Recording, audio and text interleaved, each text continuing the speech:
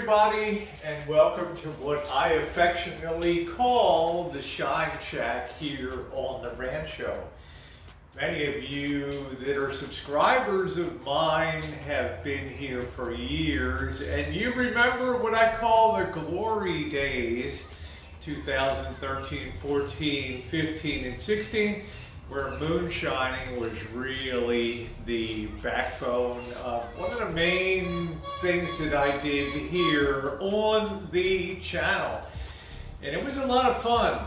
I don't do it much anymore because of the tremendous work that's involved in preparing a ferment, carrying 50-pound bags of sugar, cooking up grains, making sure the ferment goes well, and babysitting that for a week to 10 days, keeping your fingers crossed and hoping that everything works out when you put it into the still here.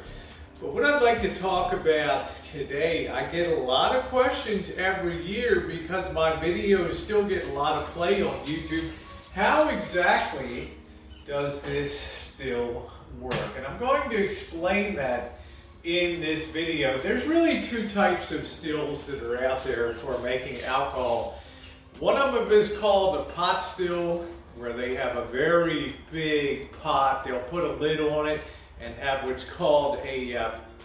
I can't remember what the exact word is in moonshining, but it's not really going to produce the very high ethanol content that this still does. This is called a column still, and it's very interesting because the column still has certain principles that allow it to bump up the ethanol alcohol to something over 90% or 180 proof when it's run. Let's take a look and see how it's done. Now, first of all, we have to assume that you have a good ferment. That means a ferment that converted the starches from the grains and the sugars into potential alcohol. And you'll have, in this case, 25 gallons of mash, or what they call distiller's beer, that you will end up loading into this still. And out of those 25 gallons or so, you hope on a good ferment that you may get about 10% ethanol coming out somewhere between 160 and 184 proof. Really hope so if you've done a good ferment, but you never know till you put it in the still and you run it. That's why I've said in other videos that the fermenting is the key to having a good distillation run here in the still.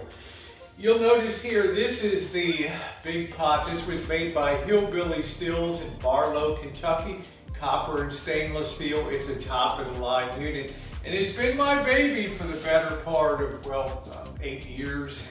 8 years here on the Rancho. And although I haven't really fired up any kind of run in a lot of years, it still makes a great talking point when people come over to visit. First thing is, you'll remove this cap here where the thermometer is, and you'll load your mash into this unit. This uses an electric heater like a water heater element, and it'll raise the temperature to about 176 to 180 degrees. And around 176, 172, 180 degrees, you'll start to take off what are called the low alcohols, the methanols, the benzenes, and things like that. But let's come in now and take a closer look at how the column works. This is the filling area here. This can be removed with the clamps, and you load it in here. Your thermometer on top, and once it gets around 168 to 172, that's where the action begins. We can move this off the side for a minute here. And you'll notice a very tall column here. And what this is a dual condenser still. Meaning that once your distiller's beer, your mash, is loaded into this unit and the heat is applied to it, the vapors will start to rise and move up the column here.